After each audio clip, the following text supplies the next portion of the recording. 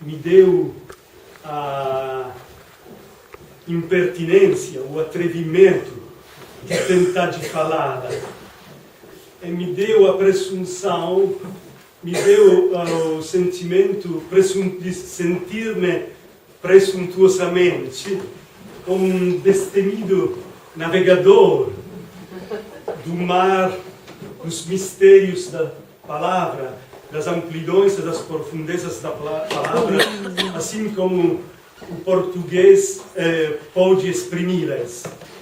Uma língua que parece construída para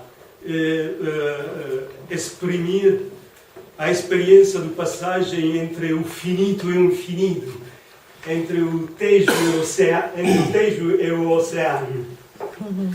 Então, pois que foi atrevido demais tentar de enfrentar esse tema, com humildade procurarei de começar de longe, em considerando esse tema em relação à evolução geral da consciência, a esse aspecto fundamental que é sublinhado da antropologia antroposófica. O fato de que a consciência não é sempre a mesma, mas tem uma dimensão fundamentalmente temporal e que vai se modificando, vai se desenvolvendo, mudando o seu ponto de vista e sua perspectiva na experiência da realidade. E se nós tentamos regressar até a consciência originária, a consciência arcaica do homem, a consciência que se apresenta nos produtos originários dos povos mais afastados da nossa contemporaneidade, no espaço e no tempo, percebemos que a posição da consciência não é somente diferente da nossa, é até revirada, capovolta. Há uma viragem da consciência. O espaço é a não realidade. É somente a marca da presença da interioridade do ser, constituído da multiplicidade dos Deus que se manifesta através da natureza.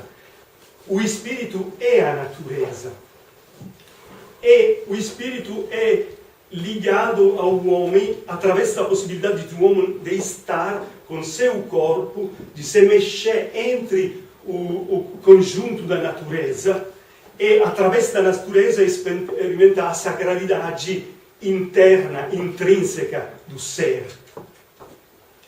E o que alcança a exterioridade é o termo do ser, a parte menos importante. O que nós consideramos a evidência primária, o objeto, é, para a consciência arcaica, o não ser, porque o objeto é somente marca de uma existência interna do mundo. É o solo da certeza do ser, não é o nosso solo no qual caminhamos. É constituído, é revirado. Há uma viragem, ainda nesse sentido, o solo da consciência é a abóbada cósmica e é constituído dos movimentos, do movimento do mundo. Movimento que é representado da perfeição do movimento dos astros. Perfeição que é objetivamente visível na circularidade desse movimento. Diz Aristóteles, os deuses habitam o céu, porque o movimento do céu é um movimento arquetípico, é um movimento que regressa em si mesmo, que não precisa do outro, que é perfeito em si mesmo, que regressa em si mesmo. Esse movimento perfeito é a manifestação visível da perfeição invisível dos deuses, cujo ser, regressando em si mesmo, permanece na eternidade.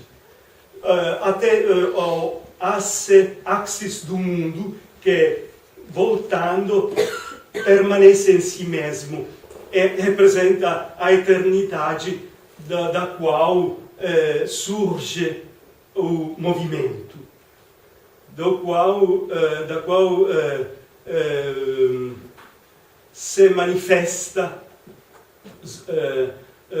sgorga, como se pode dizer, desponta, o que na dimensão visível do espaço se representa como movimento. E esse movimento dos astros em suas relações criam o tempo. O movimento é o fundamento interno do ser. O movimento, nas suas relações múltiplas, cria o tempo. Objetivamente, o tempo, na sua imediata expressão, é o produto das relações dos movimentos dos astros. Nós não poderíamos ter alguma experiência do tempo se o tempo não fosse estruturado, como se dizia ontem, se não tivesse uma estrutura interna que não é somente sucessão, mas é também periodicidade, alternância de oposição, ritmo. O tempo, na sua essência interna, na sua estrutura interna, é matemática criativa que se manifesta não como extensão, geometricamente no espaço, mas como ritmo. O mundo é entecido na sua interioridade de ritmo, de tempo, e o tempo é a história dos deuses que se movem, que se mexem nos fundamentos do ser. E a primeira experiência, a primeira forma de conhecimento foi a imitação do movimento dos seres, dos deuses, a imedecimação, a forma de conhecimento que foi típica da consciência arcaica era oposta à nossa forma de conhecimento. Nós conhecemos distanciando-nos do mundo, e o mundo ganha a forma do espaço objetivo, da exterioridade, do objeto. É separado de nós. Na consciência arcaica, a experiência do conteúdo do mundo acontecia para imedecimação. O homem podia estabelecer uma relação com o conteúdo ideal, com a idealidade arquitetônica do mundo, com o logos arquitetônico do mundo, através da possibilidade de tornar-se identificar-se com ele. Essa identificação era a dança. A primeira forma de conhecimento foi a dança. Dançar significava imedicimar, incorporar o conteúdo do mundo, incorporar os deuses.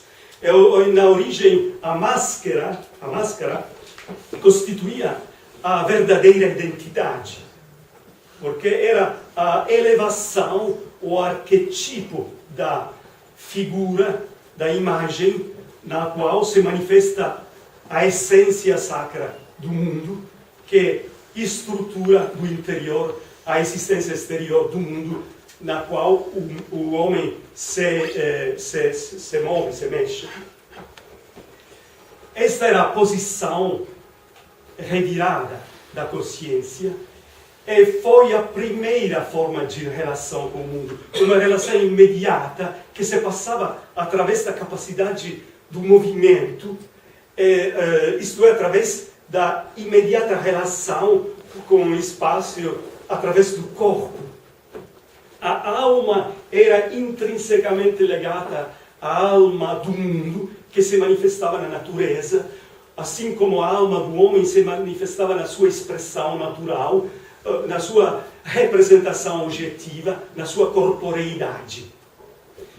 Esta forma inicial de imedicimação, a essa forma inicial seguiu uma forma mais simbólica, a capacidade de refletir em imagem interior o conteúdo, a essência do mundo. O mundo tornou-se imagem nas variedades das suas manifestações, constituía a multiplicidade visível da unidade invisível. A unidade invisível era experimentada como centro da existência do mundo, e essa existência, em se manifestando, se multiplicava nos seres visíveis, que estavam em relação não espacial, mas analógica entre si. O que está acima é como o que está embaixo para a glória do uno. Ciò che sta in alto, è come ciò che sta in basso per la gloria dell'uno. Non so se... O che sta acima è come... o che si manifesta acima è a mesma coisa o che si manifesta embaixo para a glória, para a grandeza da unidade. O que se torna visível, manifestando-se em cima e embaixo, uno é a expressão da glória da unidade. Coisas aparentemente diferentes eram consideradas a mesma coisa. Por exemplo, o movimento da esfera da Lua era a mesma coisa na dimensão cósmica do que na dimensão terrestre era constituído da condensação da substância material na prata. A prata e a Lua eram a mesma coisa. O mundo, em se manifestando a partir da unidade, se tornava dual, se dividia. O dois se gerava do um. O um era, ao invés da nossa consciência, a unidade era a mesura mais grande, que se dividia em si e gerava os dois, o céu e a terra. E a unidade reaparecia internamente no homem. O homem era o espelho da unidade divina, a visibilidade, a expressão, a imagem semelhante à unidade originária. Esta era a posição da consciência nesta fase em que tudo o que se manifestava sendo a expressão do invisível se tornava lindo, formoso, se tornava beleza. O mundo era beleza, manifestação da interioridade. Ora, o espaço não era o meio entre o homem e os deuses, e a possibilidade de existir do homem estava em se lembrar, na capacidade de se lembrar dessa ligação originária com o Deus que precedia a sua existência singular, que precedia o seu nascimento. Todo o conhecimento na origem da consciência era lembrança. Manter-se fiel à existência, a manter na consciência a consciência da existência dos deuses que orientam, que através da qual o homem pode se orientar, pode experimentar o sentido do mundo. As palavras, o espaço era a maneira com que os deuses guiavam o caminho do homem. a senda do homem, oriente, nortear-se. Oriente é Dionisos, o deus do Oriente, que vem do Oriente. Nortear-se, o norte é Apolo, Apopelomai, o deus que vem do norte,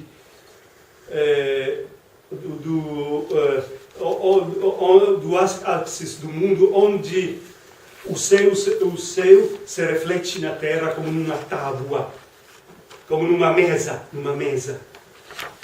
Os mistérios de Apolo são os mistérios dos hiperboreis, dos povos do norte. São mistérios do Arctos, do Ártico.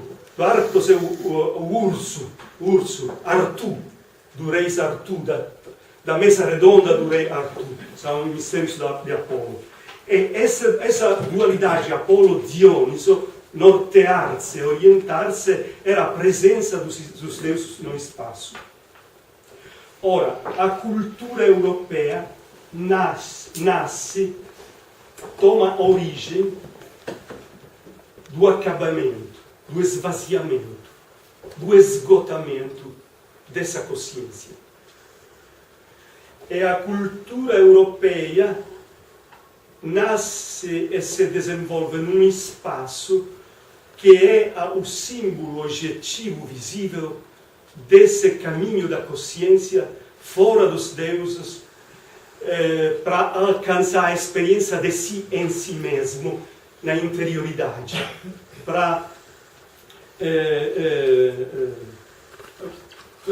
entrar através da separação do corpo, através da situação de desterramento desta unidade originária, através da retração no corpo, através da cova do corpo como sepulcro, a possibilidade de experimentar a própria singularidade, de desenvolver na própria interioridade a experiência interna de si, como consciência da própria existência interior, da própria existência espiritual. Esta é a passagem através da Europa. É uma passagem que começa, forse, talvez, agora preciso desta... Começa na Europa, que eu faço um desenho muito simples da Europa.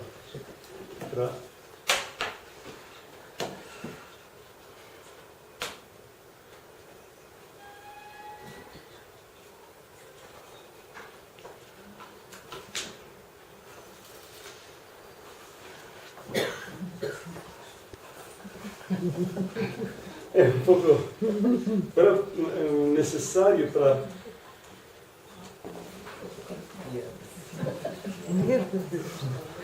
Esta carta vai, espero, nos ajudar.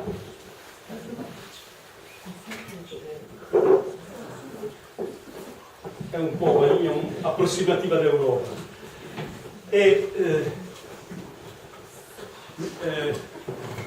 No Oriente, essa consciência originária é objetivamente representada do Oriente, da Ásia. Ório, o nascimento da consciência.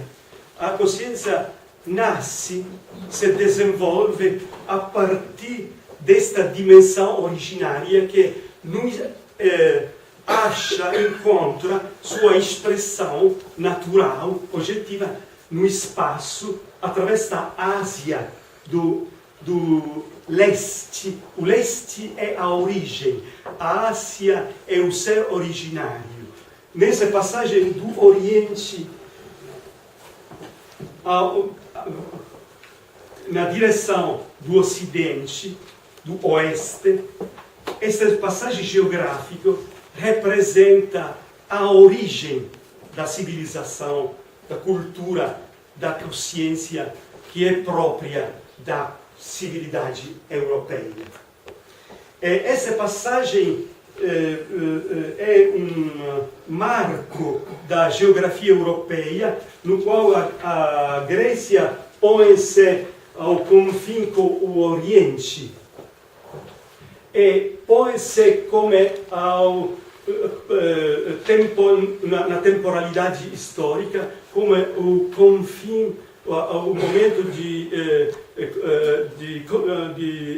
confim com a originária consciência imaginativo-mitopoietica, com a consciência originária, que é a consciência da imaginação mítica, ao confim da imaginação mítica originária. Você pode dizer que com o despertar-se da civilização grega, começa a emergir a capacidade de interpretar o mundo através do instrumento do intelecto, da inteligência, a capacidade de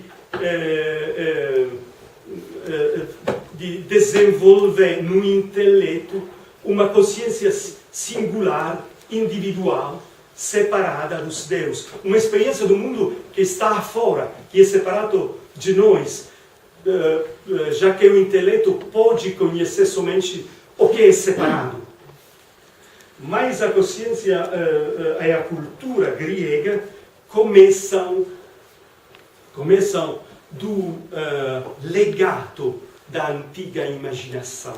O começo da civilidade, da atividade do intelecto que vai caracterizando a civilização espiritual europeia, começa através da interpretação do legado do antigo tesouro da sabedoria que se manifestava imediatamente na imaginação originária, na imaginação mitopoética, na imaginação mítica.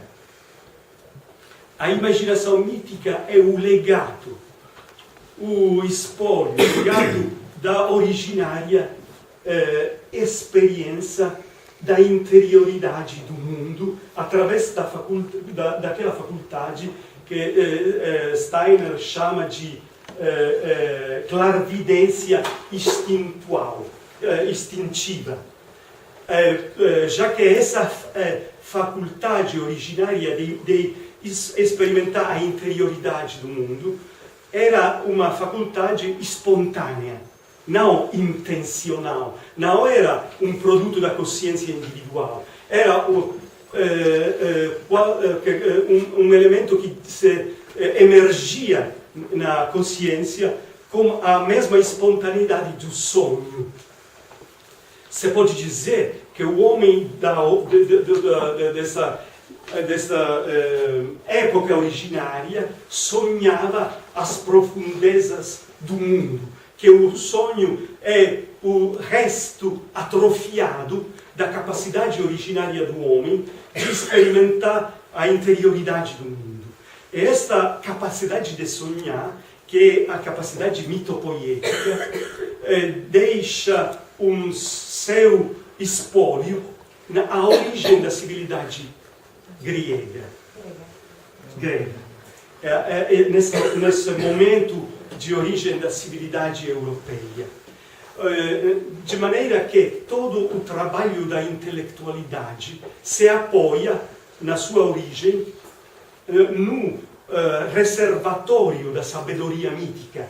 Se nós consideramos a filosofia platônica, essa filosofia platônica que representa uma fase bastante originária do trabalho do intelecto, depois dos pré-socráticos, funda-se sobre a interpretação do espólio mítico, do legado da antiga imaginação mítica, do patrimônio da capacidade originária de sonhar. O sonho era o instrumento para conhecer. Os deuses falavam através do sonho, nos oráculos, já que no sonho se manifestava a camada invisível da realidade. Camada invisível, o substrato, além da manifestação exterior, que era esvaziada de interioridade, que era espaço, objetividade, exterioridade, o ser no seu termo, no seu esgotamento. O sonho penetrava através da exterioridade na interioridade do mundo, onde os deuses falavam, os deuses que eram os criadores do mundo. E Platão, toda a filosofia de Platão começa como interpretação do mito. E o mito era como, na Idade Média, foi a revelação como matéria da teologia. Na filosofia grega, o mito estava como o fundamento da possibilidade de interpretar filosoficamente, através da força do intelecto, a realidade do mundo. Já podemos ver que a posição da Grécia é, de qualquer maneira, oposta à posição da Europa Ocidental, em particular da região lusitana. Aqui o mundo acaba, o finido acaba. Já no mito grego, o Oriente era a região do nascimento da consciência. O Ocidente era a região da ressurreição. A Lusitânia era a ressurreição. Analogicamente, Luson, resolver. Resolver-se do destino dos homens. Os gregos, o conteúdo mítico, heróico, que era em relação à possibilidade de transcender o fim, o outro termo, já que o espaço, o Oriente e o Ocidente, era o símbolo do nascimento, o Oriente, e da morte e ressurreição, o Ocidente.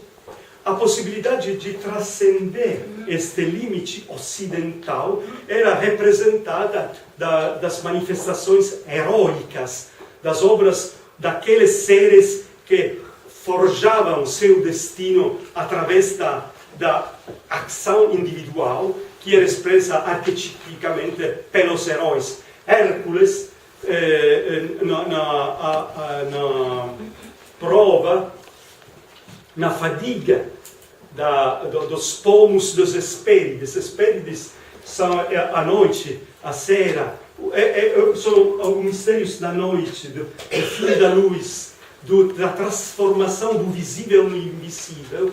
E as Hespérides são como a obra alquímica, o que o homem leva como eternidade na transformação da morte, na passagem do finito ao infinito, onde a terra acaba e começa o mar. O mar era sempre representação da capacidade imaginativa. E o oceano era o reino de Poseidon. Neptuno, Poseidon, o rei da imaginação, que se contrapõe à região da inteligência, de Atena.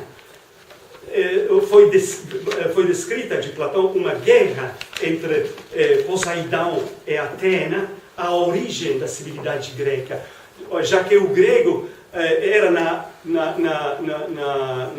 colocado num período da evolução da consciência em que a consciência despertava, separando-se da imaginação originária, da imaginação mítica. Mas no Ocidente a gente esperava que esta queda do infinito, da imaginação, no finito da existência singular, da dimensão existencial, da dimensão corpórea, poderia ser transformada